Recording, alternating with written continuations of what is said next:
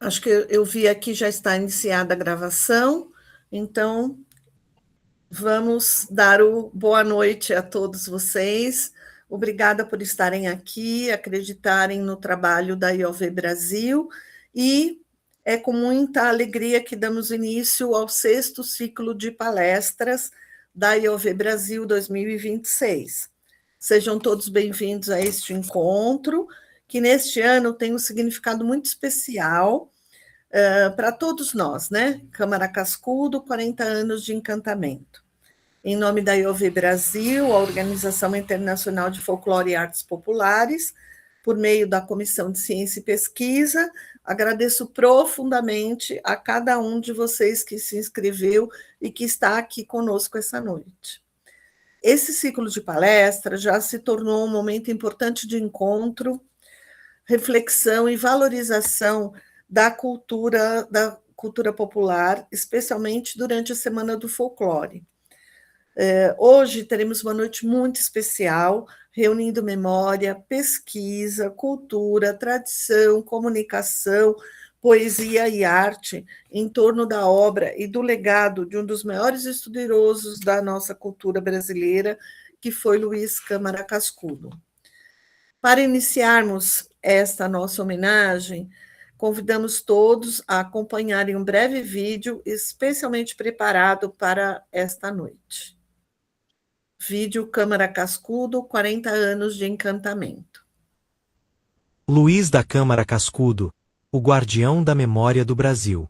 Luiz da Câmara Cascudo foi um dos maiores estudiosos da cultura brasileira e dedicou sua vida a preservar as histórias, tradições e costumes do povo. Nascido em Natal, no Rio Grande do Norte, em 30 de dezembro de 1898, ele cresceu observando e valorizando as riquezas culturais que faziam parte do cotidiano das pessoas. Ainda jovem, iniciou sua carreira no jornalismo, escrevendo para o jornal de seu pai. Com o passar dos anos, transformou sua paixão pelo conhecimento em uma missão: registrar a memória do Brasil antes que ela desaparecesse com o tempo. Cascudo ouviu pescadores, vaqueiros, cantadores, rendeiras e moradores do sertão. Reuniu lendas, crenças, cantigas e costumes transmitidos de geração em geração. Seu trabalho deu voz às tradições populares e ajudou a construir uma compreensão mais profunda da identidade brasileira. Ao longo de sua vida, escreveu mais de 150 livros sobre história, antropologia, literatura, culinária e folclore. Entre suas obras mais importantes está o famoso Dicionário do Folclore Brasileiro, considerado uma das maiores referências sobre a cultura popular do país. Professor, pesquisador e intelectual respeitado internacionalmente, Cascudo nunca perdeu sua ligação com o povo simples. Ele acreditava que as tradições populares guardavam a essência do Brasil e que compreender essas tradições era compreender a própria alma brasileira. Em sua casa, em Natal, passava horas pesquisando e escrevendo. Muitas vezes trabalhava durante a noite, embalado em uma rede, transformando histórias e memórias em obras que atravessariam gerações. Luiz da Câmara Cascudo faleceu em 1986, mas seu legado permanece vivo. Sua antiga residência tornou-se o Instituto Ludovicus, espaço dedicado à preservação de sua obra e de sua memória. Graças ao trabalho de Cascudo, inúmeras lendas, costumes e tradições foram preservados para as futuras gerações. Mais do que um pesquisador, ele foi um guardião da cultura brasileira, um homem que dedicou sua vida a mostrar que a verdadeira riqueza de um povo está em sua memória, em suas histórias e em suas raízes. Obrigado, Luiz da Câmara Cascudo, por seu legado e por ser um dos maiores potiguares da nossa história.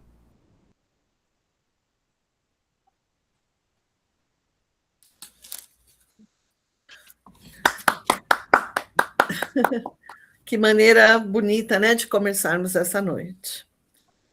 Câmara Cascudo partiu há 40 anos, mas como acabamos de perceber, sua presença continua viva na memória, na pesquisa, na cultura popular e nas gerações que continuam estudando e divulgando a sua obra. E para realizar oficialmente a abertura desse 6º ciclo de palestras, convidamos o presidente da IOV Brasil, Clérton Vieira, para sua saudação. Boa noite a todos, a todas. Que noite maravilhosa, que noite linda, né? Aqui nesse encontro com tanta gente importante para nós do folclore. Quero começar aqui parabenizando e agradecendo a presença da nossa ilustre neta, né? Desse grande personagem, dessa grande personalidade que foi e continuará sempre sendo Luiz da Câmara Cascudo, da Liana Cascudo. Uma honra tê-la conosco nessa noite tão consagrada, onde celebramos esta semana do folclore, este mês do folclore, que para nós que trabalhamos com folclore é o ano inteiro de folclore, né? Agradecer aos nossos palestrantes, professor Andrioli, professor Roberto, nosso poeta Roberval Cunha, e parabenizar também aqui aos alunos do curso de pós-graduação em folclore e artes populares da Unijuí aqui presente, pedir licença, a bênção e agradecer a presença dos nossos mestres da cultura popular que também estão aqui presentes. Muito obrigado pela essa presença ilustre de vocês e dizer que este é um momento muito importante para nós que trabalhamos com folclore, onde a gente celebra o nome pai do folclore brasileiro, Luiz da Câmara Cascudo. Quem aqui nunca deu uma olhada no dicionário do folclore brasileiro, né? Então, essa aí é a nossa Bíblia, nossa Bíblia de cabeceira de cama, esse dicionário, que vai ser sempre moderno, a vida toda, para todos nós. Quem teve o prazer de estar ao lado, como da Liana, a gente está aqui agora para privada de perguntas, de curiosidade, porque eu imagino como é que está o coração dela em saber de um avô continua sendo tão importante para todos nós que trabalhamos com a cultura popular neste Brasil. Quero dizer que nós da IOV, Liana, estamos fazendo a nossa parte de continuar o trabalho, continuar o legado de Câmara Cascudo, assim como tantos outros folcloristas do nosso Brasil. Esse é o nosso dever, essa é a nossa missão, e em breve, eu digo em breve, porque para mim tudo tem que acontecer para já. A gente chega num certo tempo da nossa vida, nossa idade, que tudo tem que ser para hoje, né? Para ver se dá tempo a gente concluir todos os nossos projetos. E um deles, da IOV, juntamente com a Unijuí, é já para 2028, a gente ter o nosso primeiro curso de mestrado em folclore e artes populares. Já estamos na 2ª edição desse curso de pós-graduação em folclore, mas acho que o mestrado vai ser importante para muita gente desse país. Então, fique de olho, porque nós já estamos encerrando as nossas documentações junto à universidade e outras parceiras para que esse curso seja um dos melhores e maiores cursos de folclore que a gente possa ter no país. Não posso deixar aqui de registrar, de agradecer a presença de tantas pessoas que me ensinam a trabalhar nessa área da cultura popular, como é o caso da nossa querida Socorro Maciel, que também vem de uma família da dona Luísa Maciel, que foi uma das pioneiras em divulgar o folclore do Brasil para o mundo, né? Que este ano completou agora em julho 100 anos, se ela estivesse viva. Então, foi uma festa memorável, está tendo até uma exposição em Caruaru, muito importante, sobre Dona Luísa Maciel, e tantas outras folcloristas, mulheres e folcloristas, homens, que nos inspiram até os dias de hoje, como é o caso da Dona Zezé Colares, de Minas Gerais, Elza Nicolari, do Ceará.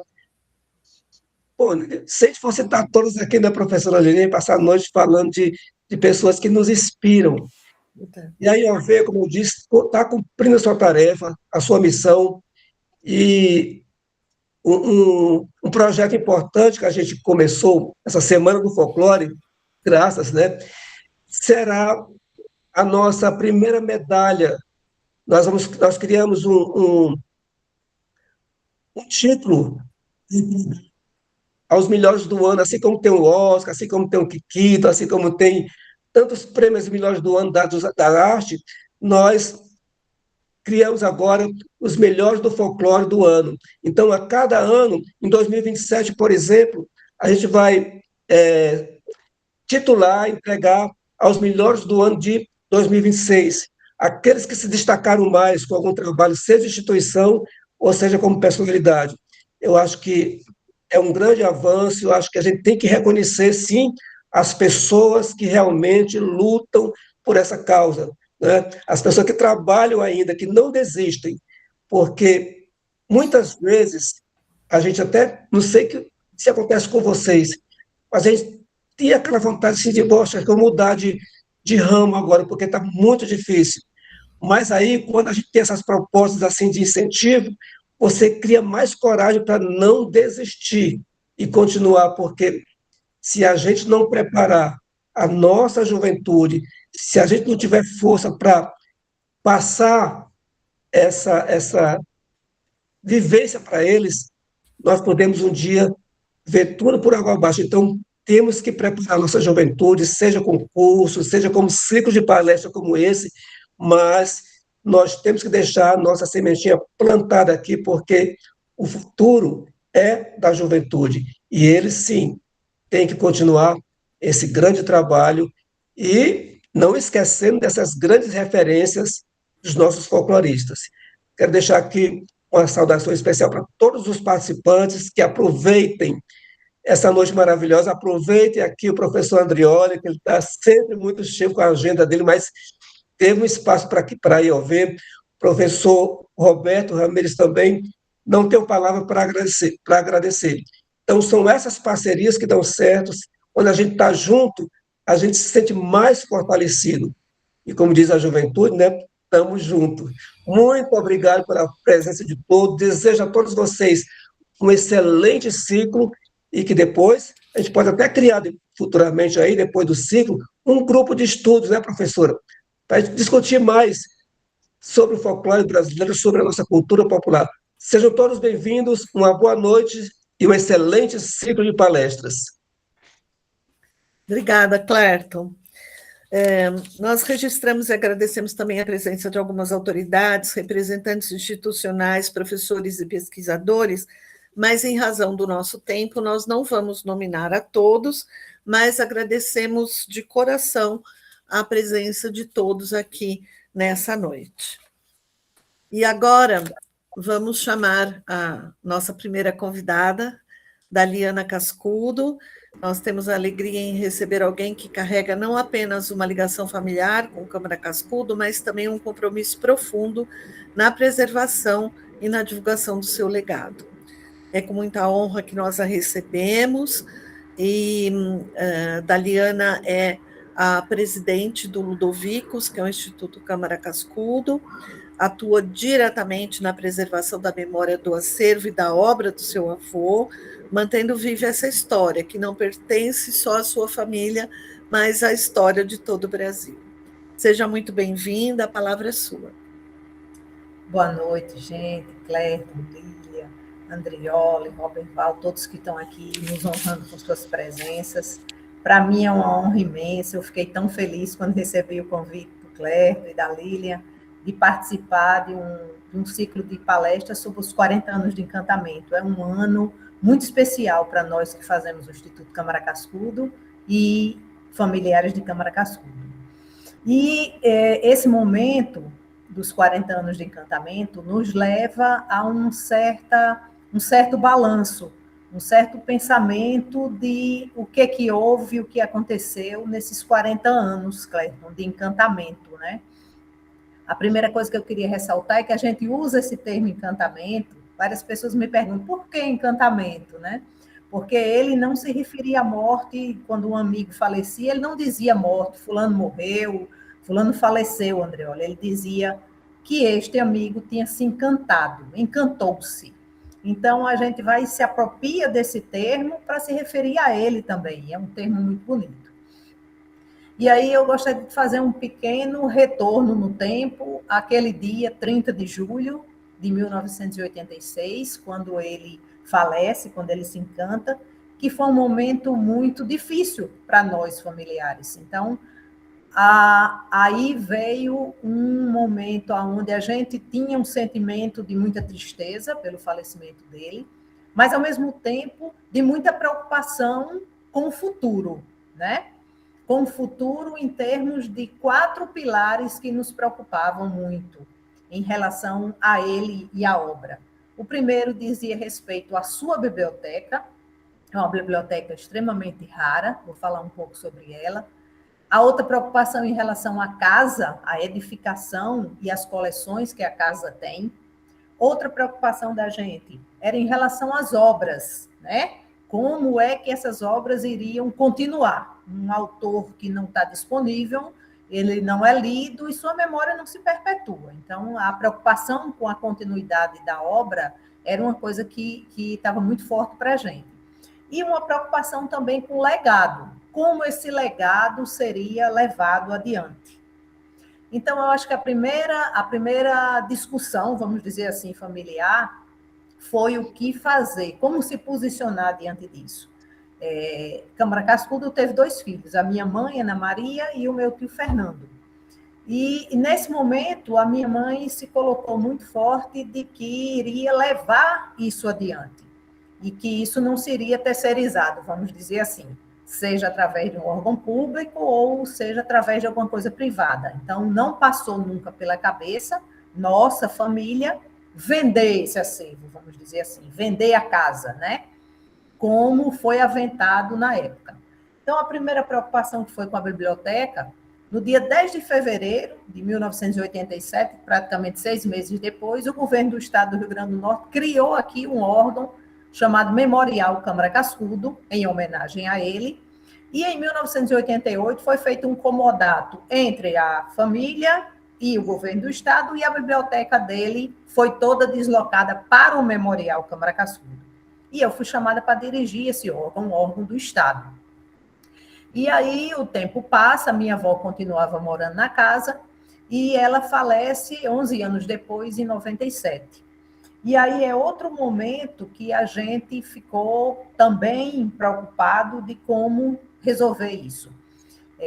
O acervo estava, como eu disse, no memorial, mas a gente nota que esse acervo não tinha um tratamento devido e a gente resolve, como família, criar uma instituição privada para gerenciar esse acervo, que foi o Ludovicos, o Instituto Câmara Cascudo, que foi aberto a 5 de janeiro de 2010, na casa dele, e nesse momento a biblioteca retorna para casa, né?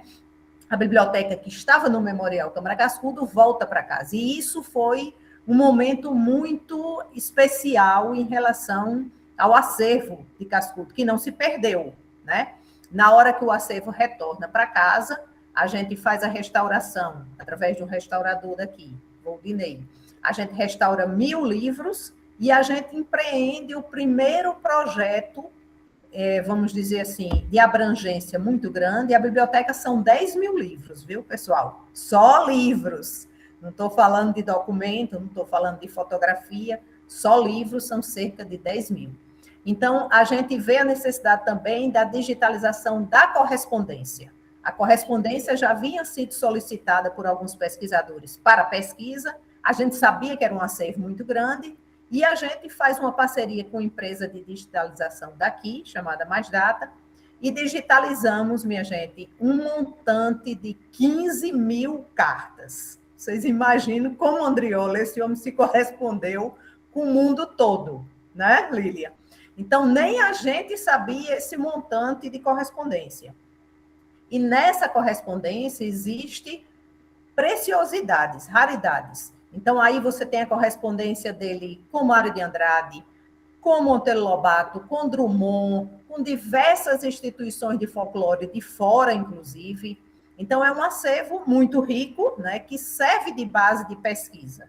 Então, essas 15 mil cartas viraram 27 mil documentos, foram 3 anos de digitalização, de 2010 a 2013, e esse acervo é aberto para pesquisa no Instituto Câmara Cascudo.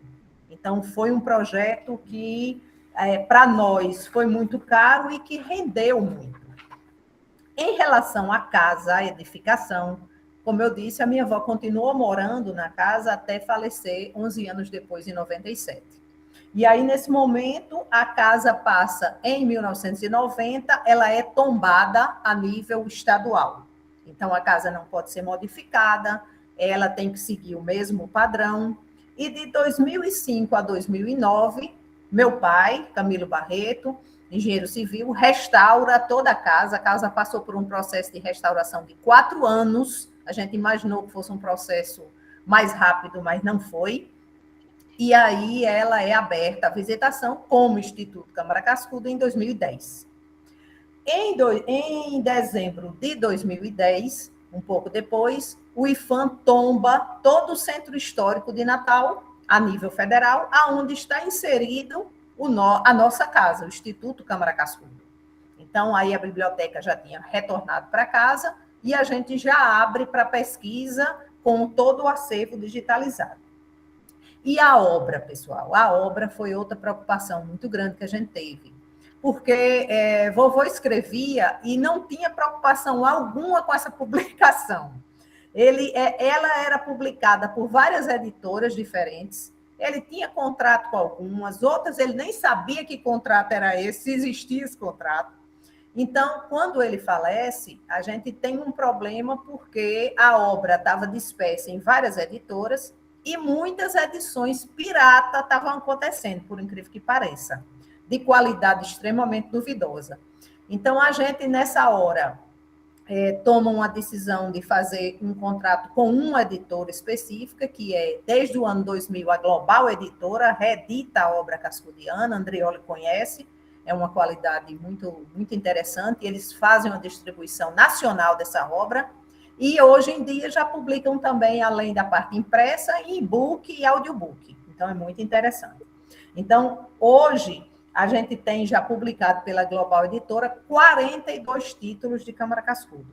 Então, já tem um volume muito grande de publicações. Inclusive, como eu disse, com versões digitais também. Mas Cascudo fez uma produção, tem uma produção local muito consistente. E eu estou me referindo à produção local, aquela que se refere ao nosso estado e à nossa cidade, Natal, Rio Grande do Norte, que não teria interesse comercial para a Global Editora. Então, aí a gente, em 2010, faz um termo de cooperação com a nossa Universidade Federal do Rio Grande do Norte, aqui, e a partir desse momento a gente publica a obra local, História da Cidade do Natal, Vida Breve de Alta de Souza, uma poetisa nossa. Toda essa obra local ela é publicada através da editora da Universidade Federal do Rio Grande do Norte, que a gente já tem hoje 11 títulos publicados. Mas Cascudo, minha gente, não é para iniciantes não, viu, Cleiton? Ele, eu acho que não ficou satisfeito, Andrioli, com tudo que tinha produzido, e ele começa a nos trazer gratas surpresas, ou seja, começam a ser descobertos inéditos de Cascudo. Você imagine uma pessoa que tinha produzido já mais de 150 obras e que ainda se descobre inéditos. Então, a gente, nesses 40 anos, a gente descobriu 13 livros inéditos de Cascudo, dos quais 3 já foram publicados, e só em 2023 a gente descobriu 11 títulos. A pessoa. Então, a gente tem No Caminho do Avião, notas de reportagem aérea. Ele escreveu como repórter, é um aspecto dele que pouca gente conhece. Ele começa escrevendo em jornal, o nosso vídeo aí mostrou um pouco isso. Então, aqui ele cobre de 22 a 33, Natal, Rio Grande do Norte, era um local de pouso de aeronaves, de hidroaviões. A gente sempre, por causa da nossa localização geográfica, sempre a gente foi muito importante, inclusive a gente tem uma participação muito importante na Segunda Guerra. Então, ele cobre todos os hidroaviões que vêm aqui a Natal, Rio Grande do Norte, como repórter. E esse livro, ele foi descoberto e foi publicado em 2007. O outro se chama A Casa de Cunhaú, também já publicado, que é uma genealogia sobre a família Albuquerque Maranhão, muito importante para nós aqui do Rio Grande do Norte. E o terceiro, que foi descoberto em 2023, publicado em 2025, que se chama Ruas da Cidade do Natal. Ele escreve, a pedido do então prefeito, Djalma Maranhão. Só a história desse livro já daria uma novela. Esse livro é entregue ao prefeito e nunca publicado, ficou perdido. Quando a gente, em 2023, a gente encontra aqui no Instituto Câmara Cascudo uma cópia carbonada desse livro. São as ruas da cidade, onde ele diz, ele fala do nome da rua, da história, de quando ela foi criada, é um levantamento. Esses 3 já publicados. E por publicar, nós temos o livro de linhagem, onde ele faz uma genealogia da própria família, Caveira no Campo de Trigo. Pessoal, esse é um livro incrível, escrito em 1925, e é um livro de poemas. A gente não conhece o Cascudo poeta até hoje, né? Ele não publicou, ele enviou alguns poemas para o próprio Mário. E esse livro específico, a gente sabia que ele existia porque em uma carta de 1925 ele diz: Mário, eu escrevi um livro de poemas, se chama Caveira no Campo de Trigo. Aí Mário começa a sugerir alterações para ele. E ele diz: não, eu não vou publicar, não. Eu não sou poeta, não vou publicar, eu vou enterrar este livro no inferno da biblioteca. Olha só o termo. E enterra, minha gente, tão bem enterrado, que a gente passou quase 100 anos para descobrir essa obra, que é uma obra incrível. É um cascudo jovem, né? A obra foi escrita em 1925, e poeta, que nunca houve publicação. Essa obra está inédita ainda. A gente tem também o Índice dos Capitães-Mores e Governadores do Rio Grande do Norte, História da Nossa Literatura Norte-Rio-Grandense, uma obra chamada Olhando John Bull, que me chamou muita atenção. Fiquei pensando, meu Deus, quem é John Bull? E aí descubro que John Bull é uma figura que simboliza a cultura inglesa. O livro é sobre a cultura da Inglaterra. É muito interessante essa obra. A gente tem também a História Antiga do Ceramirim, que é um município potiguar, que está agora no prelo, para ser publicado ainda este ano. A História do Rio Grande do Norte para as escolas do estado. É outra obra muito interessante. Ele nunca escreveu um livro didático. Esse seria um livro com uma finalidade didática. Outro, Buda é santo católico? Uma interrogação. Olha que tema incrível. Ele procura fazer uma relação entre Buda e os santos nossos do catolicismo. É uma obra muito interessante. E tem uma história subjacente também. Ele manda o índice dessa obra também para Mário, em 25, se eu não me engano. E depois, em uma carta posterior, em 26, ele diz: Mário, eu não vou publicar aquele trabalho que eu lhe mandei, Buda é santo católico. Aí Mário pergunta: por que, Cascudo, noutra carta? Ele diz: porque o bispo de Natal não quer que eu publique. O bispo censurou o livro, cara.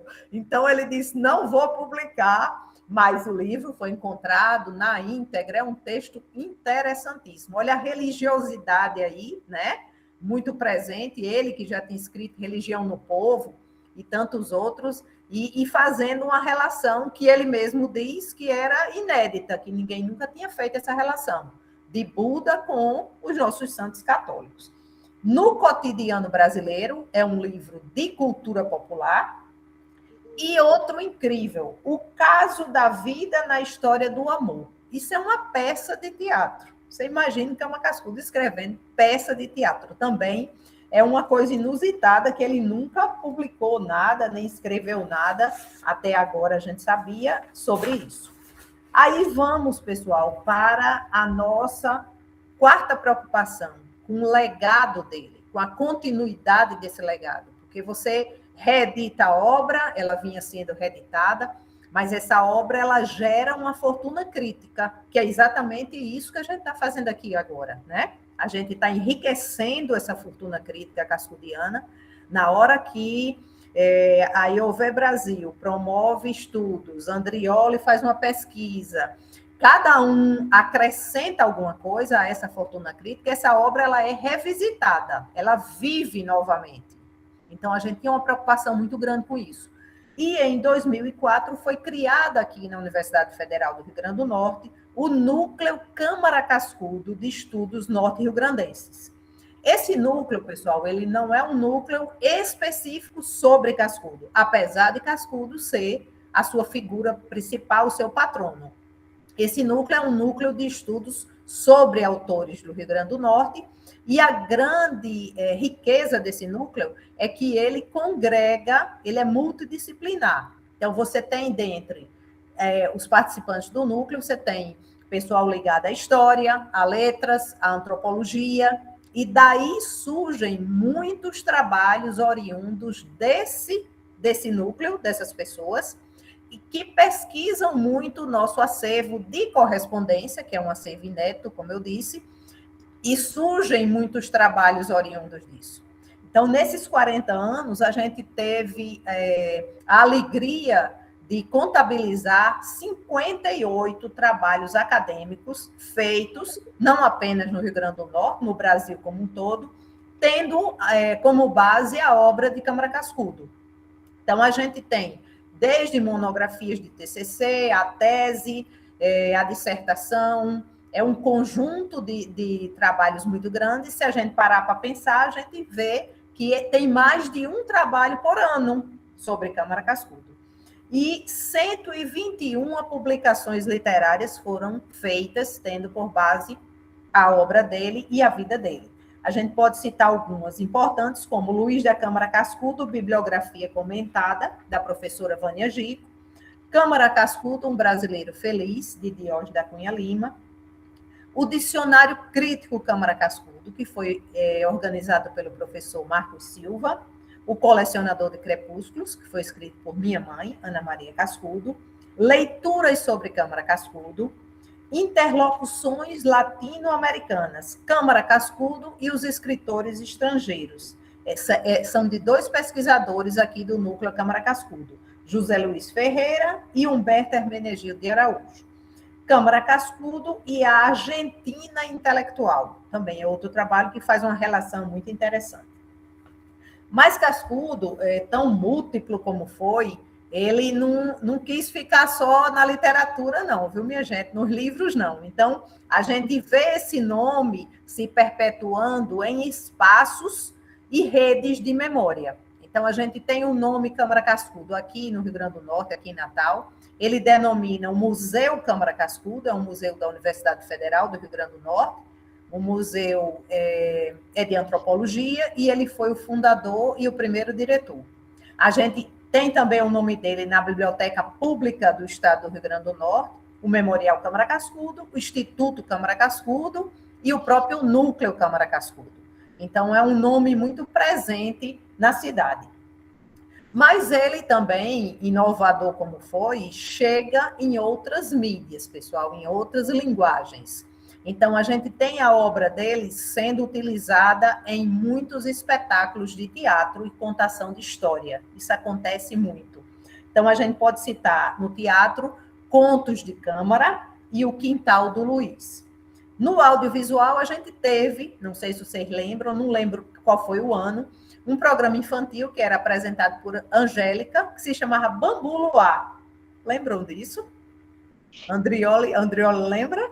Bambu Luar, que é um conto que aparece nos contos tradicionais do Brasil e nominava o nome desse programa.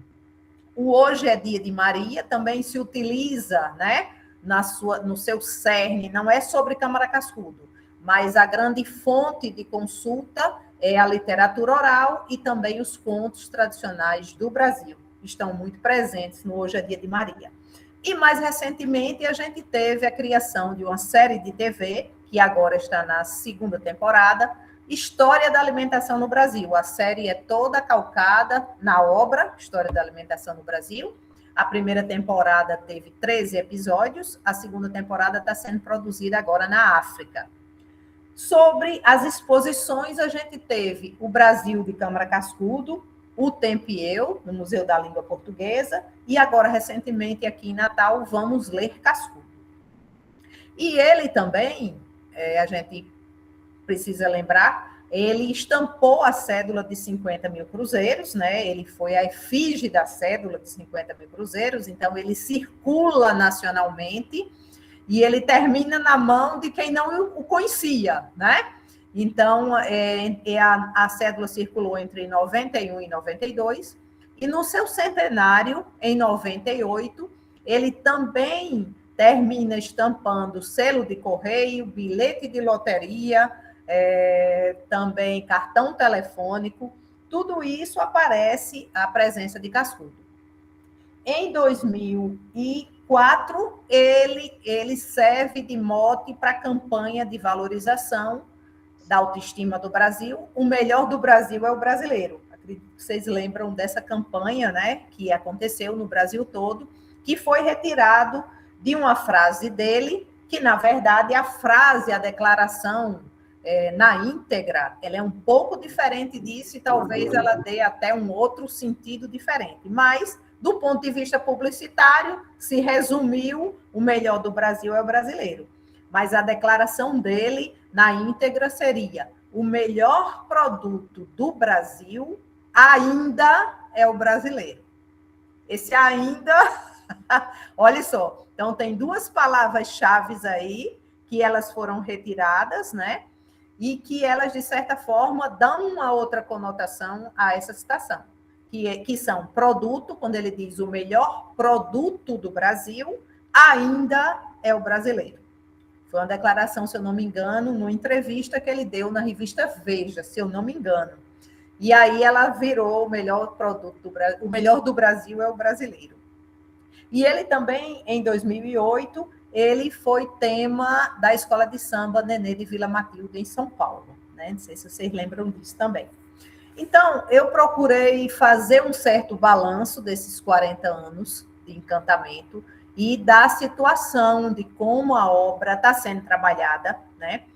Como foi a nossa opção de realmente nos apropriar desse legado e levar esse legado adiante.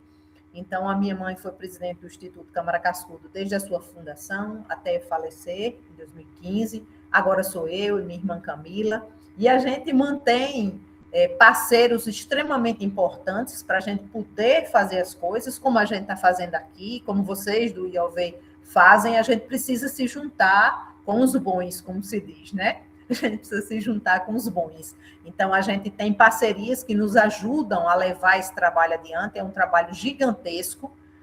Como eu disse, além de toda a reedição, você ainda tem uma fortuna crítica, você ainda tem trabalhos inéditos que precisam ser reeditados. Então, é uma coisa gigantesca. Então, a gente tem parceria com a Universidade Federal do Rio Grande do Norte, com outra universidade aqui chamada UniRN também, com a própria Academia Norte-Rio-Grandense de Letras, o Instituto Histórico e Geográfico do Rio Grande do Norte. Então, e parcerias novas como essa, que a gente está aqui formando com a IOV. Então, a gente precisa realmente se juntar, se unir, para levar essa bandeira do nosso folclore de Câmara Cascudo, um autor que encantou-se, como a gente gosta de dizer, há 40 anos. Então, ele precisa estar sempre com essa chama acesa para que essa obra se perpetue, esteja acessível às pessoas precisam ler Cascudo. Para isso, ela precisa estar circulando e que ela sirva de base para que a sua fortuna crítica sempre se amplie. E eu gosto muito de resumir tudo isso. Eu acho que o grande papel dele foi exatamente esse, que o Clérton já disse um pouco aqui, foi esse de registrar, né? Eu acho que ele registra uma cultura, uma tradição oral, que de outra forma se perderia. Ele tem muito essa preocupação, você vê em todos os escritos dele, como ele se preocupa com o fato de ter que registrar as coisas. Outra coisa muito interessante, se denominava provinciano incurável, nunca quis sair de Natal, né? Apesar de ter recebido convites, era muito sondado para a Academia Brasileira de Letras, nunca quis ir, disse que tinha que ficar aqui. foi sondado para ser o primeiro reitor da UNB, Juscelino Kubitschek o convidou, ele também recusou, e aqui ficou, né? E quando ele completou 80 anos, ele se despediu, vamos dizer assim, da vida intelectual, não escrevia mais, né? E ele dá uma declaração muito bonita, que eu gosto muito de repetir, porque eu acho que resume muito o amor dele pela terra, pelo Brasil, pelos seus costumes, pela sua tradição, que ela é mais ou menos assim. Ele diz que quem não tiver debaixo dos pés da alma a areia de sua terra, não resiste aos atritos da sua viagem na vida. Acaba incolor, inodoro e insípido, parecido com todos. Eu acho linda. Então, a gente tem que carregar debaixo dos pés da nossa alma a areia da nossa terra, porque é ela que nos faz únicos. Muito obrigada, pessoal. Daliana, muito obrigada por compartilhar com a gente essas suas memórias, essas histórias sobre seu avô. E é justamente essa memória que nos permite compreender por que Câmara Cascudo continua tão presente. Mas tem uma pergunta que sempre nos acompanha, e nos acompanha essa noite também, como esse legado chega às novas gerações, né? Como o folclore continua se comunicando no mundo de novas linguagens, novas tecnologias e novas formas de interação. E para refletir sobre essa questão, a gente recebe o professor Andreoli, que é um comunicador, uma pessoa ligada à cultura popular e que tem atuado muito e que bebeu muito nessa fonte inesgotável de Câmara Cascudo, né? Então, Câmara Cascudo e o folclore brasileiro no século XXI, permanências, desafios e novas linguagens. O professor Andreoli é professor da Universidade Estadual do Rio de Janeiro e presidente da rede Folkcom de comunicação. Por favor, Andreoli, a palavra é sua. Muito obrigado, Lilian. Obrigado, Clélia, também pelo convite. Daliana, mais uma vez, né, cumprimento. É um prazer conversar com você de novo. Eu já tive o prazer de gravar com a Daliana para o meu podcast, quando eu fiz o 100º episódio, ela aceitou ser a nossa convidada, então foi ali uma honra para a gente poder recebê-la. Aqui na minha fala, né, eu preparei uma apresentação homenageando realmente o pensamento cascudiano, por uma frase que sempre me impactou, né, do seu raciocínio, que eu quero chegar nela para vocês também, né? Aqui a gente vai refletir sobre folclore e a máquina, né? Folclore e a maquinaria, Câmara Cascudo, tecnologia e imaginação popular, 40 anos depois. Vocês vão entender de onde que vem essa citação que está no dicionário do folclore brasileiro daqui a 2 slides, né? Mas antes vou contextualizar aqui para a gente chegar, né? Eu pesquiso folclore desde a minha iniciação científica, hoje sou professor aqui na universidade, né? Sou do PPG-Com da UERJ, introduzindo os estudos de folcomunicação aqui, onde antes não se trabalhava com esse tema, e atualmente presidente da rede Folkcom, que faz essa interface entre comunicação, mídia e folclore, e os estudos de folclore. Então, quem quiser conhecer mais e entrar pelo aspecto de pesquisa, né, esteja muito convidado a conhecer o que a gente anda fazendo. E, nesse sentido, vamos me acompanhar nesse raciocínio aqui. Olha só. 1986, em julho, mais especificamente, né, uma múmia ainda assombrava o Titanic. Essa imagem aqui é uma arte, né, uma montagem feita por uma revista quando vai anunciar essa matéria de onde eu tiro essa informação. E nesse mês, né, o Bob Ballard, que é o oceanógrafo, que encontra os vestígios, né, os rastros os destroços do Titanic, ele recebe uma carta de uma moradora do Arizona, nos Estados Unidos, e ele publica essa carta, né? E a resposta dele a ela. Nessa carta é um bilhete, basicamente, que dizia: olha, Bob, dizem que havia uma múmia no navio. e a maldição do faraó que teria causado o naufrágio. O que você acha disso? E isso é interessante porque há muito tempo essa história, né, essa narrativa de que uma múmia amaldiçoada teria sido a responsável pela queda do navio, acompanha a tragédia do Titanic. E a gente começa a discutir esse elemento, né, justamente porque dentro dessa grande máquina da tecnologia, né, que era o Titanic, esse grande baluarte da técnica humana, nós tínhamos ali um elemento do fantástico, um elemento do sobrenatural que ainda naquele tempo continuava a alimentar o imaginário humano. Interessante, né? Da onde que viria essa resposta? O que é esse dizem que, né, que está ali sendo movimentado? A pergunta chega 74 anos depois da tragédia do Titanic, no mesmo mês que Câmara Cascudo faleceu. E isso nos leva a essa citação justamente que eu disse para vocês, que vem do dicionário, que sempre me impactou bastante, né? Que é que o verbete justamente que define folclore, que eu acho ele ainda hoje muito contemporâneo, e que se a gente levasse esse verbete em consideração, muito dos problemas, né, sobre o mau uso de folclore, muitas das questões, né, de má interpretação sobre o uso ou não de folclore que a gente encontra hoje em dia, estariam muito mais facilmente resolvíveis, né? Então, o Cascudo diz o seguinte: o conteúdo do folclore ultrapassa o enunciado de 22 de agosto de 46, quando William John Thoms criou o vocábulo. Nenhuma disciplina de investigação humana imobilizou-se nos limites impostos quando do seu nascimento. Qualquer, e agora é assim, qualquer objeto que projete interesse humano, além da sua finalidade imediata, material e lógica, é folclórico.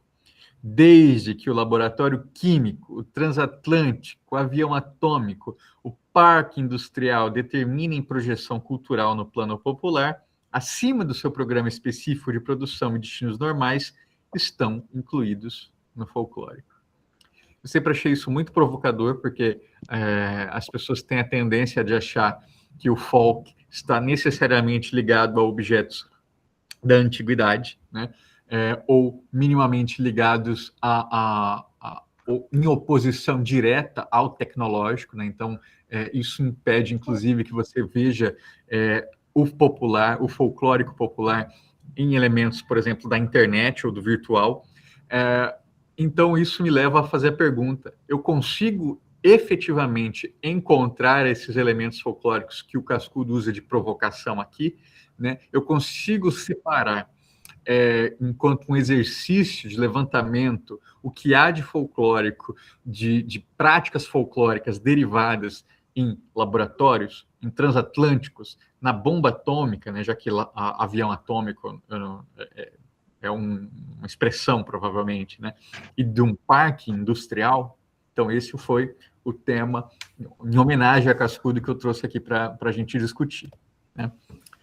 E vejam que a minha bibliografia hoje aqui ela vai ser muito mais internacional, mas Cascudo me autoriza a fazer isso, porque a sequência do verbete dele é uma citação internacional, porque ele vai trazer o B.A. Bodkin, né, que é o autor desse livro aqui embaixo, ó, A Treasury of Railroad Folklore. É o tesouro, né, a Treasury, não é tesouro exatamente, né, mas é como se fosse um compilado do folclore da rodovia, onde você vai ter ali histórias, contos, tradições, baladas, canções do ferroviário, né, do trabalhador das ferrovias norte-americanas. Então vejam como todos esses elementos estão ligados ao folclore. Aqui a gente tem gente de muitas tradições, né? Então talvez as pessoas não tenham esse entendimento dos folclóricos, mas é importante desnaturalizar a ideia de que folclore é só sinônimo de mitos e lendas. Folk é saber, lore,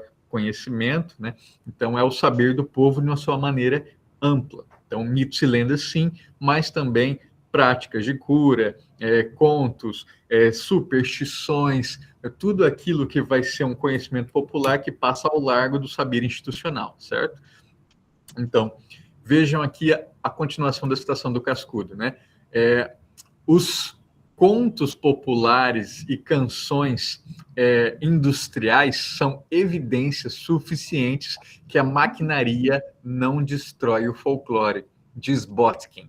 Não apenas contos e cantos, mas a maquinaria faz nascer hábitos, costumes, gestos, superstições, alimentação, indumentária, sátiras, lirismo, assimilados nos grupos sociais participantes. Onde estiver um homem, aí vai viver uma fonte de criação e divulgação folclórica. O folclore estuda a solução popular da vida em sociedade. Essa é uma lógica final da frase que muitas vezes, quando as pessoas citam esse verbete, esquecem, mas é muito importante, especialmente para a focomunicação. Uma solução popular na vida da sociedade. Folclore é uma estratégia, né? Folclore é um modo de pensar, uma estratégia popular para estar no mundo, certo? Então, é isso que vai configurar este modo de estar no mundo peculiar às classes populares. Vamos lá. Então, começamos esses levantamentos para entender, então, que o objeto não é popular por essência. Não existe nada que você olhe e fale assim, tá, a essência disso é folk. Não, ele é folk por relação. Então, na relação entre este objeto e esta comunidade, né, que depreende, então, manifestações, crenças, práticas em volta deste objeto, ele se torna, então, folk. Conseguimos compreender isso? A partir daqui, então, a gente levanta os exemplos que eu consegui trazer para vocês. Esse aqui vem desse livro aqui, ó, que é o Arts in the Earnest. Nos Estados Unidos, o pessoal tem um termo, né, que não é exatamente folklore, é folk life, né, é vida folk, vida vernacular, né? Então lá eles fazem muito esses estudos sobre o cotidiano folk, né? Então lá eu encontrei muito mais do que aqui, né, exemplos fáceis de levantar a nível bibliográfico, mas eu, ao longo da vida, já ouvi muito desses casos aqui. Então, eu queria falar esses exemplos e convidar vocês que são do Brasil inteiro a pensar em exemplos assim que vocês já escutaram também, porque eu tenho certeza que vocês já escutaram. Então, aqui, exemplos do parque industrial, folclore no parque industrial. Ferramentas inexistentes para iniciar novatos. Então, uma das coletas, por exemplo, foi que quando se chega na fábrica, os funcionários mais antigos pedem para os funcionários novatos pegarem ferramentas que não existem. Então, pega lá a chave inglesa para canhoto. Isso não existe, né? Pega lá o desparafusador de não sei o quê. Não existe também. E eles falam isso e esperam o novato ir lá buscar, e o novato vai, na maior boa vontade, e depois volta com a cara de tonto, né, porque não encontrou. E aí todo mundo dá risada. Isso é só uma piadinha? Parece uma piadinha, mas isso é uma prática social popular que não é institucionalizada e que se passa, né, junto a um grupo social. Que grupo é esse? O grupo de trabalhadores. Então vejam como isso é parte do folclore, né? Folclore dos trabalhadores. Isso a gente consegue pensar em vários níveis de empresa, né? No jornal tinha isso, né? Então mandou o cara lá e trazer a outra coisa, né? Tarefa tecnicamente impossível. Vai lá e traz para mim a prensa. Impossível trazer a prensa, porque a prensa ela é enorme. A mesma coisa foi coletada aqui no exemplo, né? Traz para mim a máquina de cardagem, que é a que faz a tecelagem do algodão, né? É impossível mover aquilo porque ela é gigante. Aí o novato, operário, vai lá e fala: como é que eu trago, como é que eu levanto aqui a máquina de cardagem? Não tem como, mas aí você testa, então, o seu conhecimento técnico e a sua disposição. Então, todos esses elementos ligados ali a um processo também iniciático, certo? Outro exemplo é dessa série aqui de estudos, né, também estadunidenses, que é o Working Americans, né, Contemporary Approaches to Occupational Folk Life. E lá eles levantam uma série de exemplos, né, que estão ligados a esses 3 elementos que eu separei em tópicos ali embaixo, que é segurança, pertencimento e identidade. Segurança como? Por exemplo, trabalhador de ferrovia que vai contar histórias, né, como se fossem contos de aviso. Não faz isso porque eu conheço um cara que colocou o braço para fora e quando ele colocou o braço para fora, passou não sei o que e arrancou o braço dele. Ou que quando ele colocou o pé ali, arrancou o pé. Isso aconteceu de verdade? Provavelmente não aconteceu, mas são histórias que são repetidas anonimamente, né, a nível de alerta de segurança. Então, esses alertas vão servir, às vezes, muito mais do que uma própria transmissão de segurança de trabalho. Mesma coisa, questão de pertencimento, né? Essas brincadeiras que testam o novato, né? Fazem parte ali de pertencimento. E identidade, né? Então, é quando você vai trabalhar, por exemplo, com apelido, gestos que vão identificar ali quem pertence a cada grupo, né? Uma linguagem, tudo isso faz parte. Ali, cada profissão desenvolve um currículo informal. Entre colegas circulam histórias de acidentes, trotes de iniciação, apelidos, gestos, piadas, macetes técnicos, memórias dos velhos tempos. Essas formas expressivas ensinam como trabalhar, como sobreviver e como ser reconhecido pelo grupo. Tudo isso, um saber, mais uma vez, não institucionalizado, um saber folclórico. Transatlântico, né? Vamos para o outro elemento que o Cascudo usa a nível de exemplo. Oi? Alguém falou alguma coisa? Posso continuar? Pode continuar. O transatlântico, então, gente. No caso do transatlântico, né, mantém-se esse nível de exemplo, né, a questão do ritual, mas é um ritual ainda de iniciação muito específico, né? E um levantamento, né, que eu encontrei mostra que já há mais de 400 anos que você tem entre os marinheiros o chamado Tribunal de Netuno, que é quando você passa do Equador, da linha do Equador, né, que você faz uma espécie de performance ritualística. Deixa eu até mostrar uma foto aqui para vocês verem como é quase que carnavalesca, né? Então, há toda uma teatralização em que os marinheiros mais velhos se fantasiam, né? Eles se fantasiam assumindo, inclusive, personas ali de Netuno, da esposa de Netuno, né? Que é uma ninfa, ou de policiais marinhos, sereias, outros seres, e nesse julgamento de Netuno, eles vão fazer com que os girinos, né, que são como ficam sendo chamados ali os novatos marinheiros, passem por rituais de iniciação, como se fossem trotes, para que eles possam ser integrados efetivamente à tripulação. E isso, inclusive, foi registrado pelo Charles Darwin, quando ele foi fazer o seu percurso no Beagle, né? Ele passou por um ritual de Netuno, um julgamento de Netuno. Então, ele teve a barba raspada, ele teve que passar por tudo isso, porque é da tradição. E aí, o que é interessante, né? É que dentro toda essa performance, né, que é carnavalizada, que é uma brincadeira integrativa, isso também tem um aspecto depois que se torna mercantilizável, né? Porque com o aumento de cruzeiros e você compra pacote de viagem, e aí você tem o quê?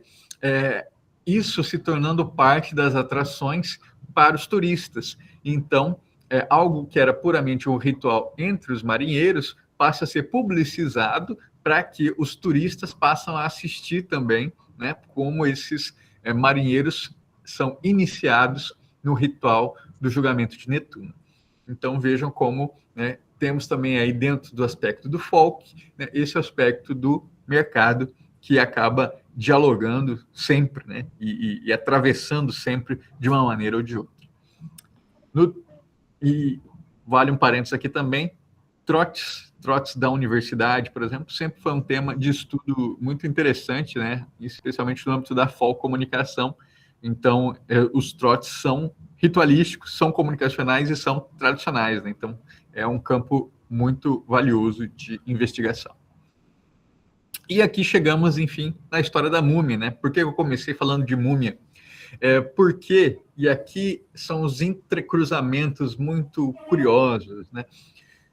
O Titanic, ele afunda em 1912. E tivemos sobreviventes, certo? Quando nós temos sobreviventes, né, os depoimentos que vão chegando falam sobre que a bordo do Titanic nós tínhamos um jornalista muito famoso na época, um jornalista britânico, investigativo, né, e conhecido por escrever casos insólitos, que era o William Stead.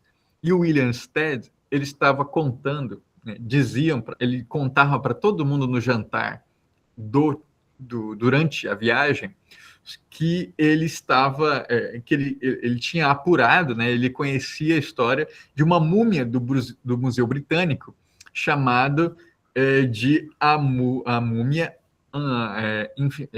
do azar, né, a Unlucky Mummy, a múmia da má sorte, na verdade, né, que é a múmia que todo mundo que esteve envolvido com essa múmia acabou sofrendo algum acidente ou falecendo. Então ele dizia que sempre que alguém falava dessa múmia, acabava morrendo. E aí, pouco depois, o navio naufragou, o William Stead morreu e muita gente morreu, né? Então, quando os sobreviventes contaram a história do William Stead falando da múmia, né, isso ficou tão impactante que os jornais começaram a falar dessa história e as pessoas começaram a ventilar que, na verdade, a múmia estava dentro do Titanic. Então, aí você já tem um desdobramento da oralidade, né, em que você tem o boato, né, ganhando ares também dessa narrativa oral. Então, aí, quem conta um conto aumenta um ponto, né, a oralidade vai ganhando forma e, de repente, virou essa história que durou mais de 100 anos, né? Que ainda hoje tem gente que acredita, provavelmente, que o Titanic estava carregando a múmia, e essa múmia, essa Unlucky Mummy, né, foi talvez a responsável, né, graças à maldição do faraó, por ter movimentado ali o seu desastre. Veja, então, que a gente está, mais uma vez, na sua máquina, né, nos seus aspectos técnicos máximos, né? Passamos ali da indústria, passamos pelo transatlântico, vamos para o laboratório agora, né? Aqui é uma matéria do The Scientist, que ele levanta 3 exemplos de laboratórios, que no exemplo 1, nós temos um programa de computador, né, que é o Diva, que ele é muito temperamental, né? Então, os pesquisadores falam que quando o Diva começa a dar falha, eles passam a falar com gentileza com o sistema e orientam os mais novos a falar assim também com ele, né? Então, fala gentilmente, pede por favor, e dá descanso, embora reconheçam que não tem justificativa técnica. Então, eles vão personificando o equipamento. Então, aí você vai dando uma forma, como se fosse uma entificação, né, daquilo. Nós temos também a colocação de talismãs nos instrumentos, como, por exemplo, em Minnesota, que patos de borracha e papagaios de pelúcia e outros amuletos são colocados nos computadores para mantê-los felizes. E que quando um patinho derreteu, o computador estragou, então as pessoas começaram a reforçar ainda mais a ideia de que tem que ter o amuleto mesmo, que senão as coisas vão dar completamente errado. regra supersticiosa, né? Isso é muito comum, né? Que no laboratório no Texas, você não prepara mais do que 2 pipetas, porque senão dizem que a superstição é que você prepara 2 ao mesmo tempo, o dia vai dar inteiro errado, então é melhor fazer só uma. Muito provavelmente isso é para o trabalho render pouco, né, ao longo do dia, então também tem isso. Mas o mais interessante que eu achei dessas matérias é esse termo que eu não conhecia, né, que é o Ayuda Puja, que é um ritual que é indiano. São as ferramentas, né, que é um ritual indiano que é feito anualmente para agradecer os objetos, as ferramentas. Então, os artífices agradecem aos seus martelos, né? Os escritores agradecem as suas canetas, os estudantes os seus livros. E, claro, os técnicos de computador, os cientistas, os seus computadores. Então, eles vão lá e fazem purificações, eles enfeitam, né, colocam flores nos objetos, então, e fazem ali uma cerimônia, né, para estes objetos. E uma cerimônia que integra também outras pessoas, né, recém-chegados ali, estrangeiros, numa grande celebração coletiva. Vamos então para o último exemplo, que é a bomba atômica, né? E aqui na bomba atômica eu trouxe para vocês essa fotinha como é que é o nome dessa? Acho que essa é a Fat Guy. Mas nós temos vários desses apelidinhos, né? Apelidos também são folk. Então, Big Mama, Fat Guy, essas coisas todas também são, a gente poderia entender assim, né? No âmbito do folk. Mas aqui nós temos 2 elementos que vão se intercalar de um jeito muito interessante. Bom, primeiro que nós temos a luz que teria sido vista por uma cega, né? Então temos boatos aqui também, lendas urbanas, né? Então essa pessoa que ninguém nunca localizou, né? Que é Georgia Green, que começou a sair nos jornais histórias dela de que teria sido uma moça cega que depois do primeiro teste nuclear, ela no Novo México, ela viu pela primeira vez um clarão. Isso nunca foi comprovado, mas as pessoas começaram a contar essa história como se fosse quase uma passagem bíblica, assim, né?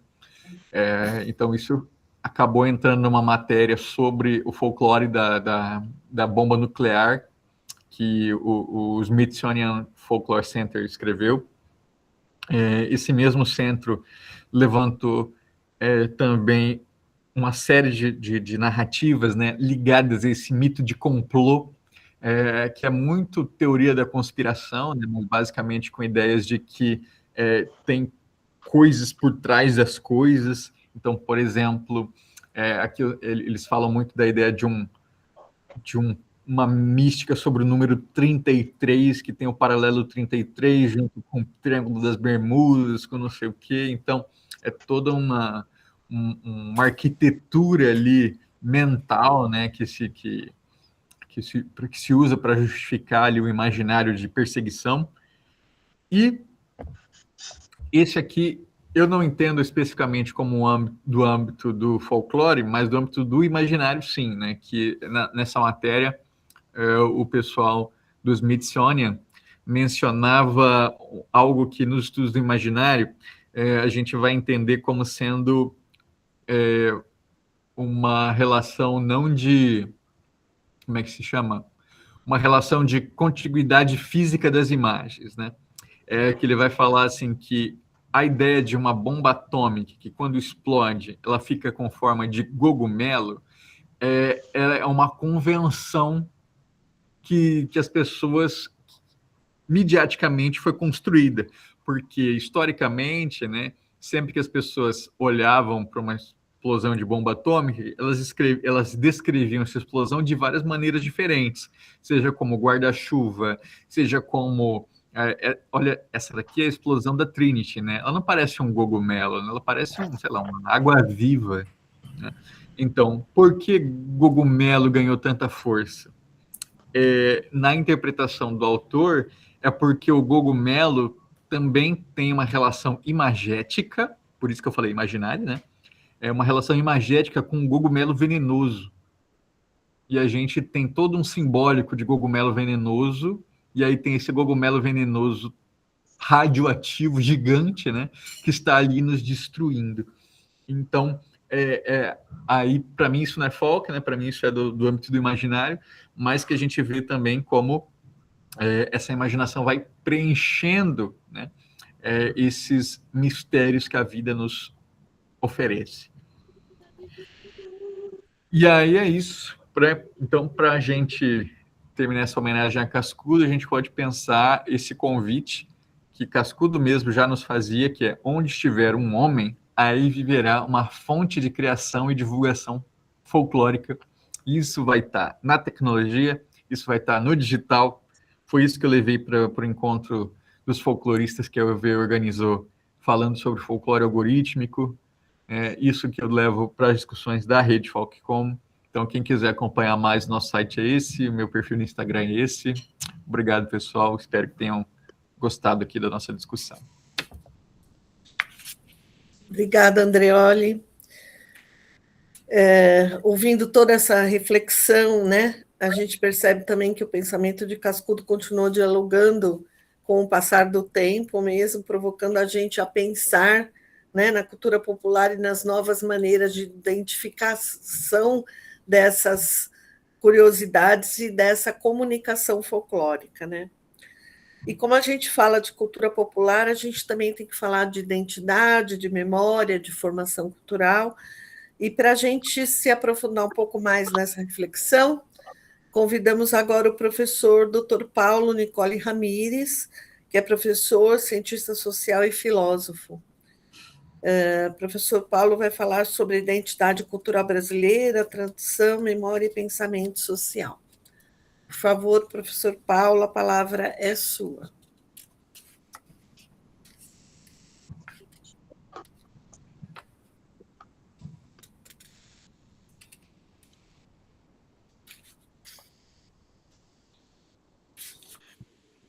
Está sem som. Acho que está sem som.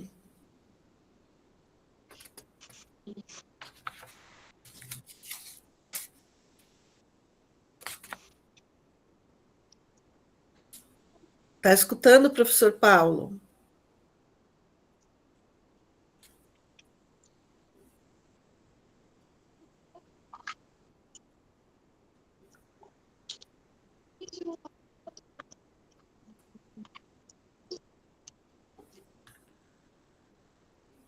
Agora sim, vocês estão me ouvindo? Agora sim. Ótimo.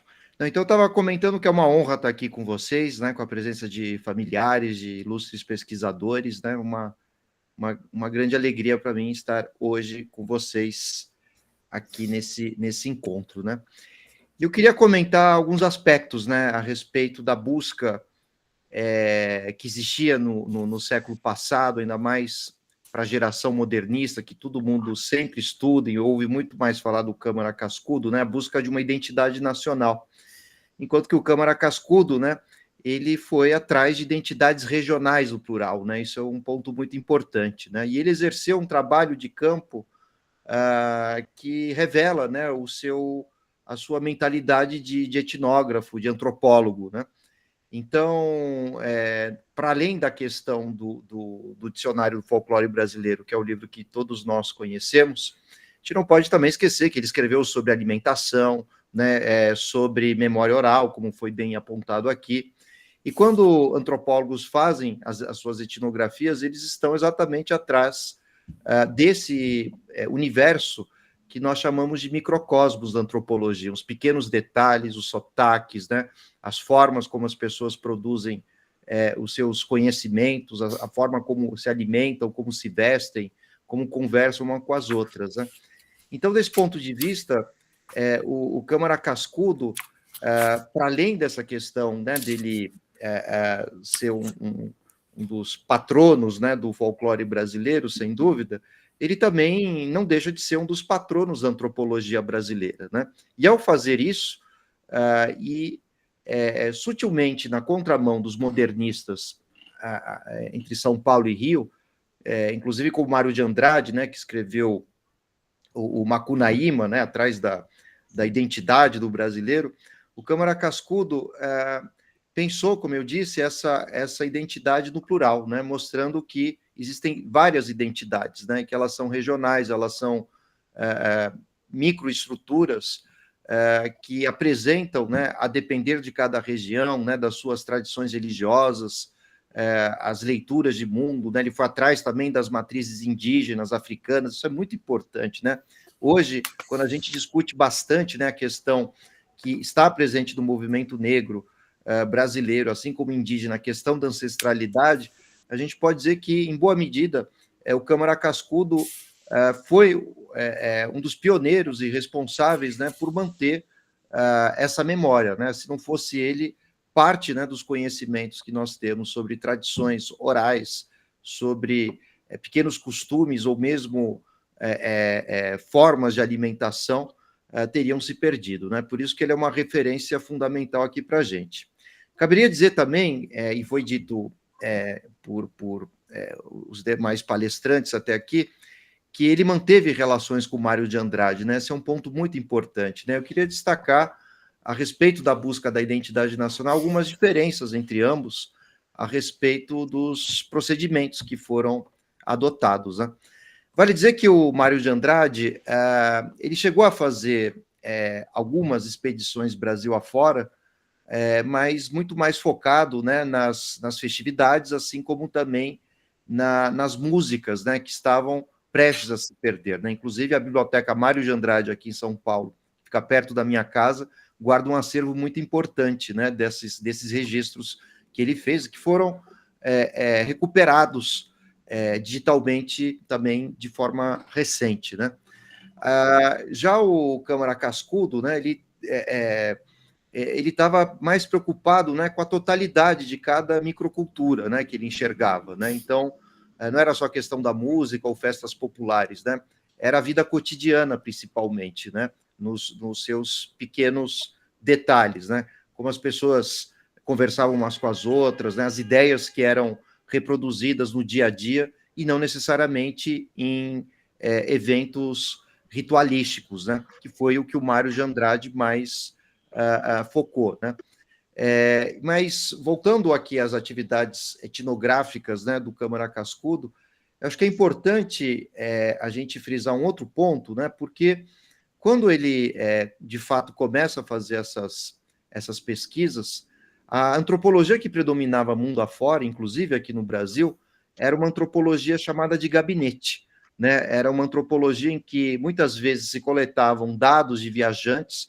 Isso era muito comum no século XIX, né, com as teorias evolucionistas, racistas, né, aquele racismo científico, mas o Câmara Cascudo ele fez aquilo que os antropólogos começavam a fazer, né? Nos Estados Unidos, o Franz Boas, desde o início do século passado, ele que foi orientador do Gilberto Freire, diga-se de passagem, assim como Malinowski, na polonês, né, mas radicado na Inglaterra, faziam essas pesquisas de campo, né, mas quando a gente pesquisa mais sobre o Câmara Cascudo, ele, de uma forma espontânea, percebeu a necessidade, né, de não fazer essa antropologia de gabinete, apenas resgatando ou recuperando relatos que se ouve por aí de viajantes, mas ele foi a campo, né? Então, essa era uma questão que, nas décadas de 30, 40, né, ainda estavam saindo da casca do ovo dentro da antropologia, né?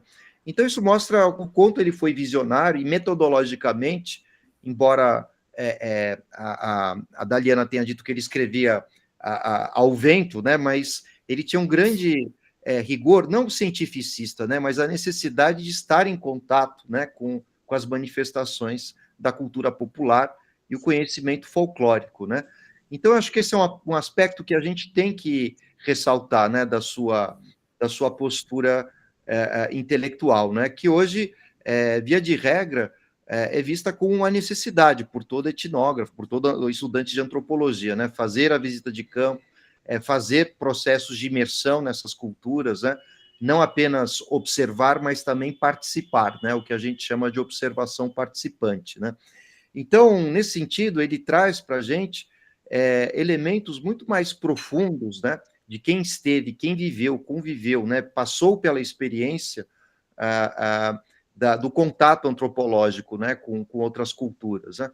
Então, claro que o Mário de Andrade, quem sou eu, né, para questionar o Mário de Andrade, né, tem a sua total relevância, né, mas a gente pode dizer que o Mário de Andrade, principalmente quando escreveu o Macunaíma, buscava uma visão de uma identidade meta-brasileira, né?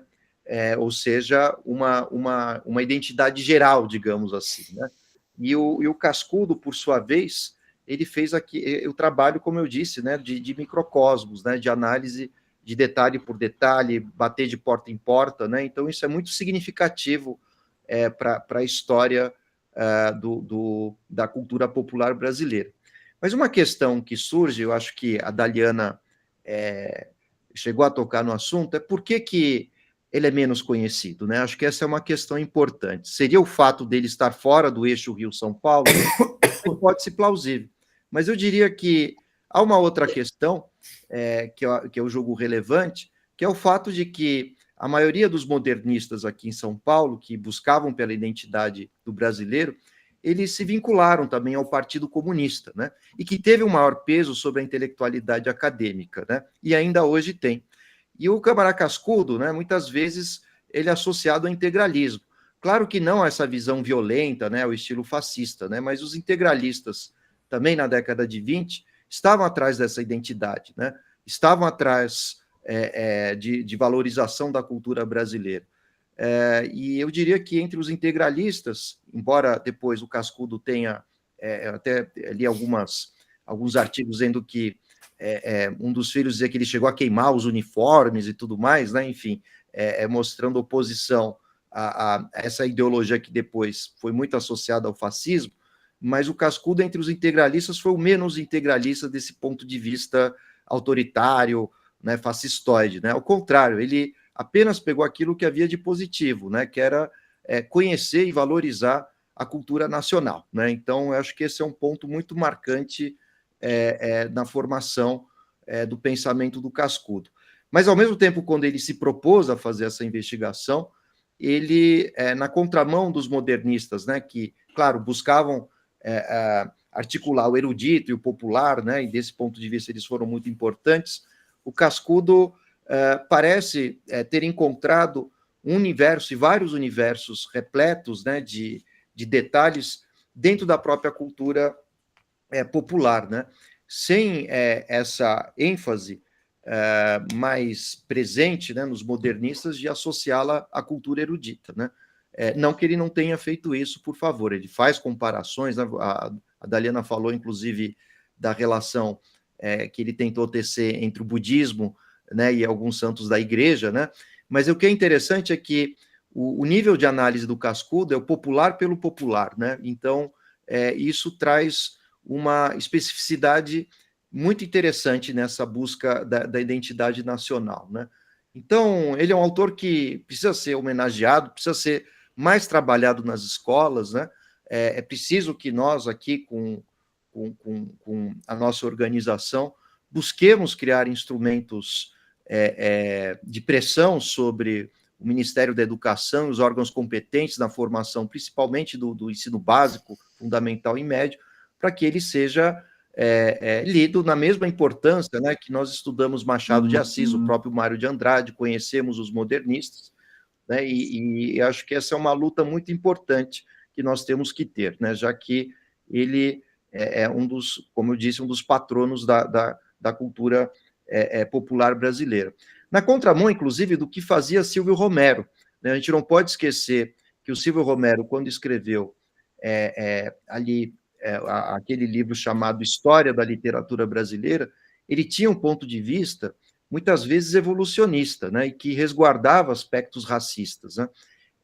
O Câmara Cascudo se desvincula, né, dessas teorias evolucionistas racistas, né, e busca entender como faziam os que hoje a gente chama de grandes antropólogos, hoje a gente chama, né, mas depois da década de 50, 60, como o Malinowski, o Franz Boas, depois o Clifford Geertz, ele busca entender a especificidade dessas culturas, né? Sem criar uma linha evolutiva, sem demonstrar se há culturas superiores umas em relação às outras, e melhor ainda, né, sem rebaixar a cultura popular, ao contrário, é um processo de valorização dela, né?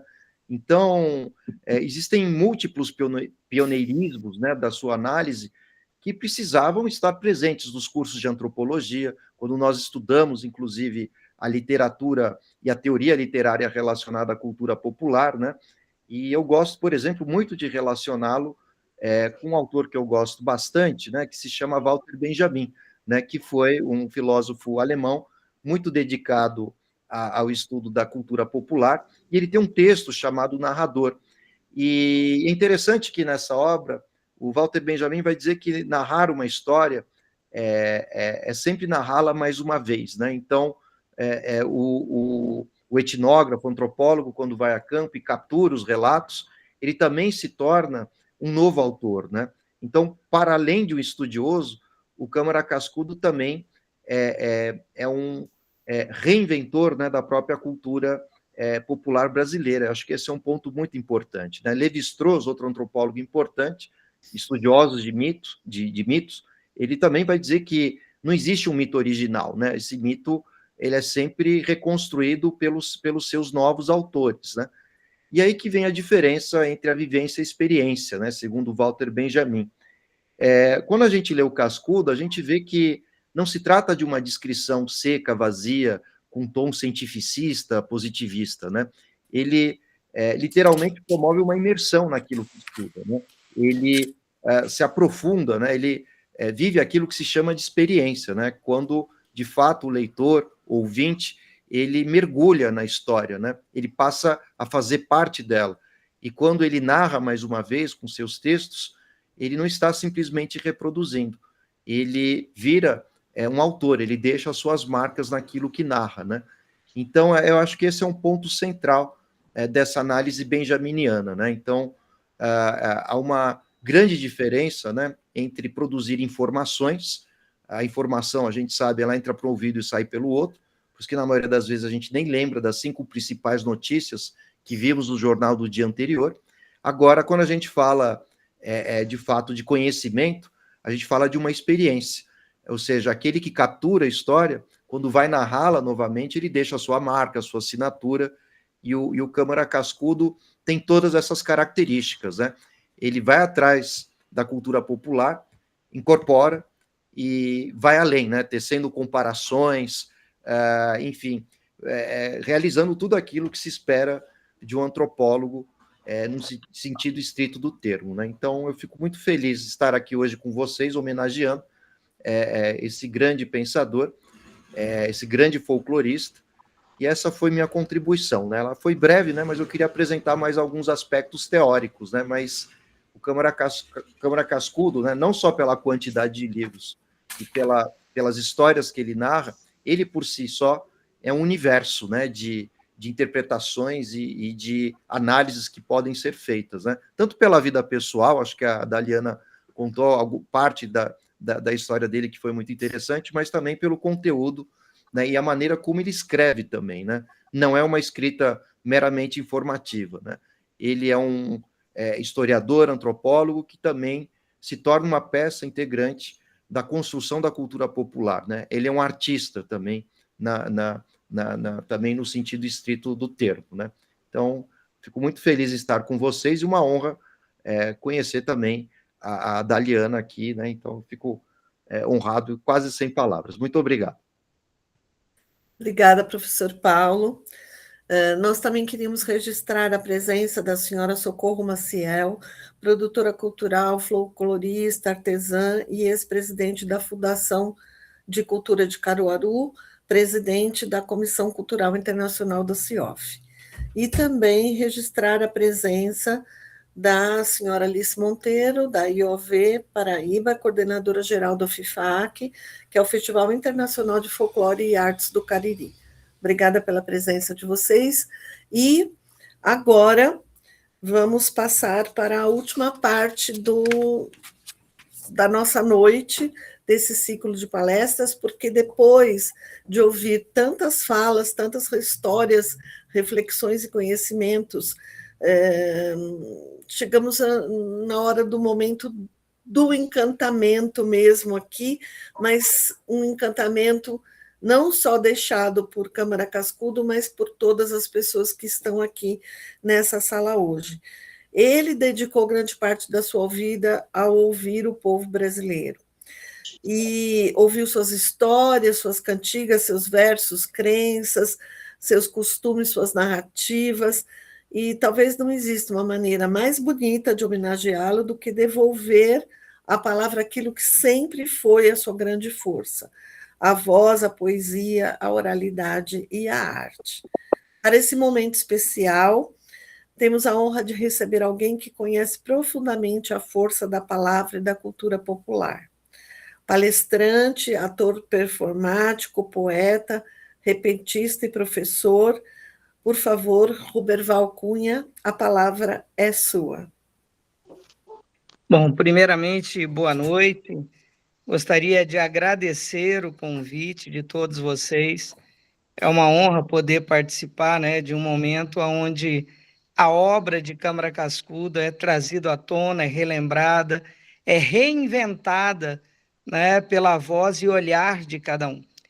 E a gente não poderia fugir desse processo de reinvenção e de participação conjunta. Então, eu gostaria de colher algumas palavras de vocês, para que nós pudéssemos, a partir disso, brincar um pouco, né? Trazer à baila, pela voz de todos, um enredo construído de forma poética, onde a gente possa revisitar e homenagear Câmara Cascudo, em alguma de suas facetas, né? Vamos começar aí pela Daliana, pelos nossos palestrantes, né? E vamos ao auxílio de vocês. Quem quiser colaborar com a primeira palavra, abrir o microfone, se vier ao mesmo tempo, só aguarda um pouquinho, para que a gente possa ir anotando estas palavras. A palavra é juventude. Juventude. Eu vou botar da minha, então, máquina. Máquina. Eu fico com memória. Memória. Isso. Eu vou no caminho do Paulo, eu fico com legado. Legado. Identidade. Reinventar. Identidade. Sabedoria. Maravilha. Sabedoria. Encantamento. Narrativa. Espera aí, só um minutinho. Encantamento, qual foi a outra? Saber do povo. Narrativa. Ele falou. Alguém falou alguma coisa a mais aí que eu perdi, depois de encantamento. Narrativa. Narrativa. Desafio. Alice falou saber do povo. Desafio. Aqui no chat, o Wellington escreveu amor. História. Saber do povo. Descolonização. Amor, peraí, só um instantinho. História. Identidade. Descolonização. Identidade. Vamos lá, mais 4 palavrinhas. A Silvana falou empatia. Empatia. A Luciana escreveu ancestralidade. Oralidade. Políticas públicas. Ancestralidade, mais O uma. mestre Almeida falou personalidade. Personalidade. Agora eu gostaria de 3 pessoas, cada uma me dando uma palavra que, na sua opinião, não tenha como encaixar nesse contexto, ou que seja difícil colocar nesse contexto.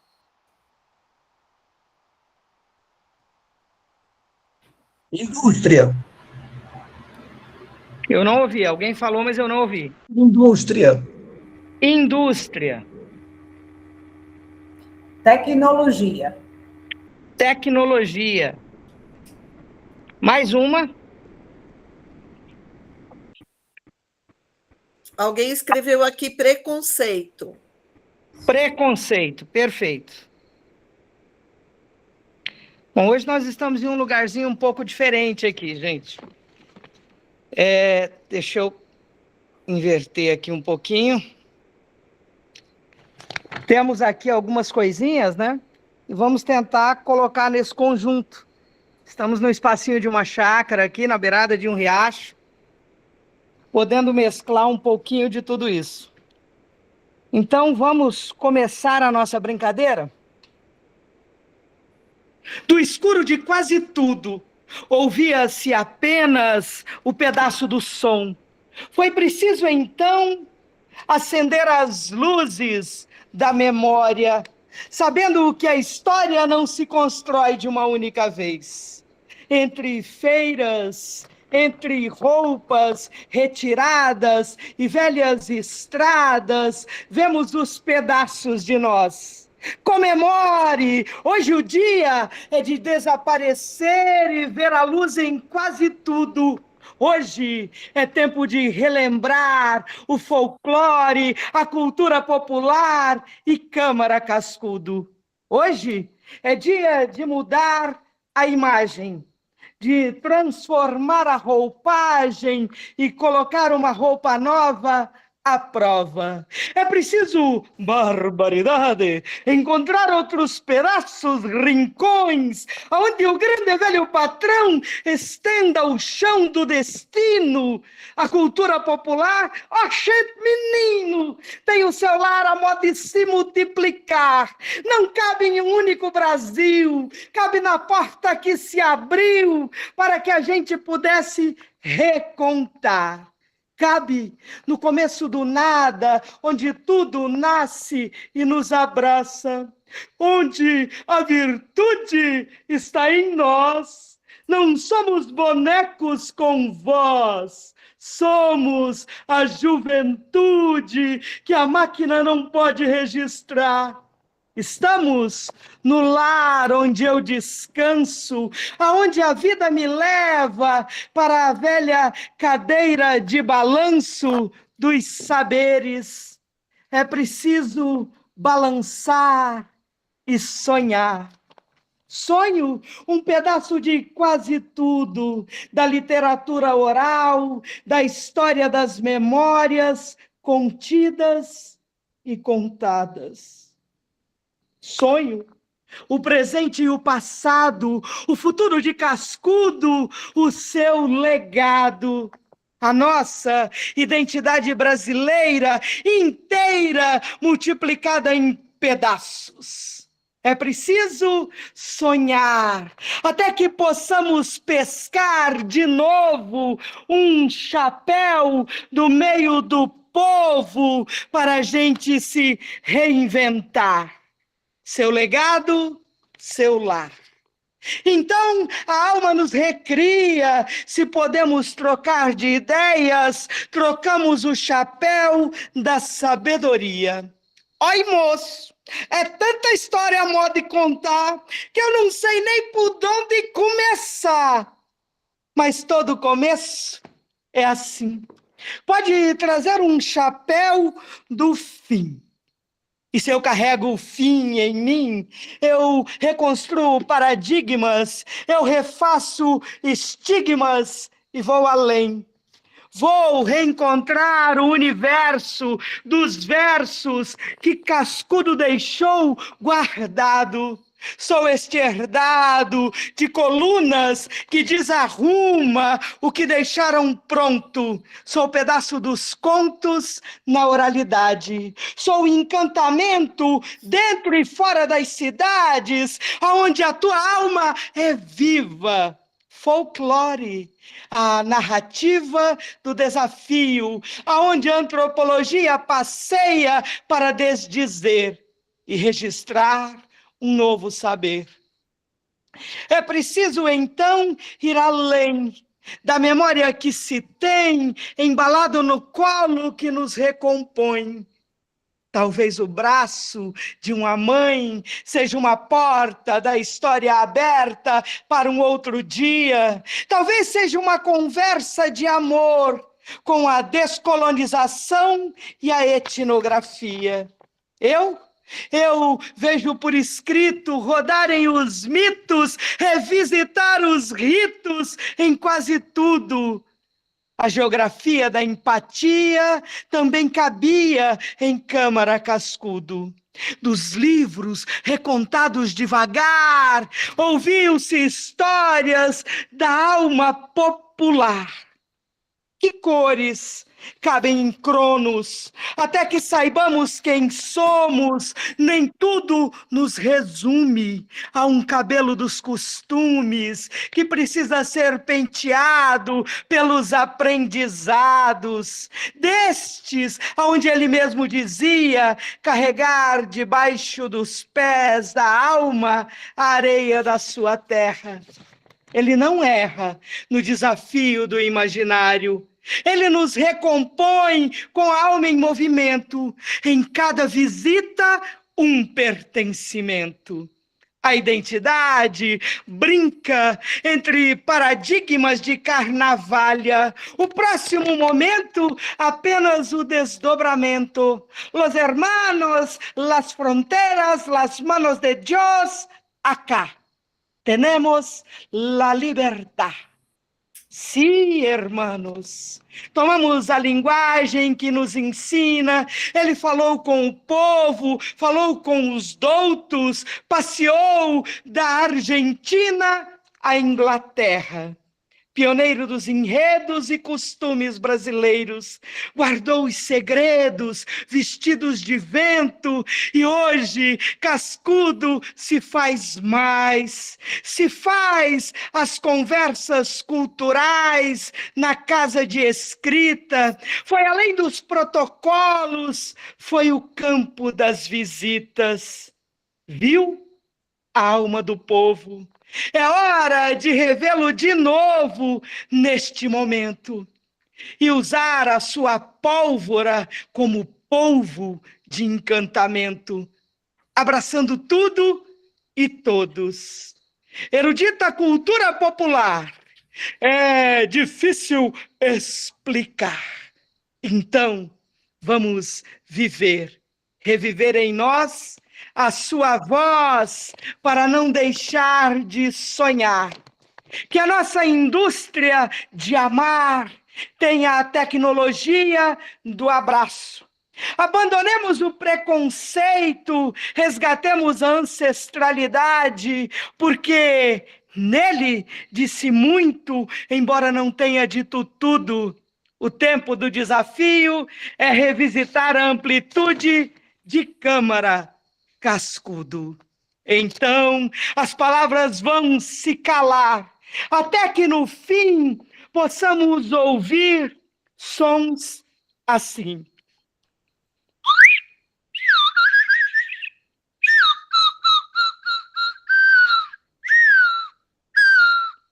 Do campo e das cores. O universo se faz novamente real, desfazendo o que era parte do impossível. E quando as palavras se calam, desdobram-se os dons, os homens também falam por símbolos e sons.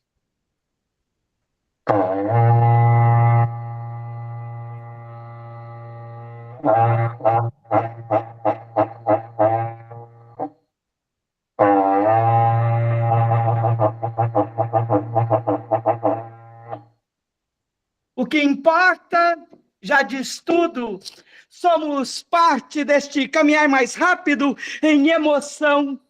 Não cabemos em um único mundo para falar de Câmara Cascudo. Por isso, eu abro o portão. A vida nele continua. Para entender o seu mundo, é preciso levar o conhecimento para as ruas. Muito obrigado. Muito obrigada, Ruberval, por nos lembrar, através da arte, que a cultura popular não é apenas aquilo que estudamos, mas é aquilo que sentimos, vivemos e transmitimos. E assim nós chegamos ao fim dessa noite especial. Em nome da IOV Brasil, agradecemos profundamente a Daliana Cascudo, a professora Andreoli Costa, o professor Paulo Nicole Ramires e a Ruberval Cunha, que encerrou com essa força aí, essa noite da palavra e da poesia. Nosso agradecimento também ao Unijuí e ao Ludovicos Instituto Câmara Cascudo, e à Comissão de Ciência e Pesquisa da IOV Brasil, e todos que contribuíram para a realização desse encontro. E muito obrigada a todos vocês.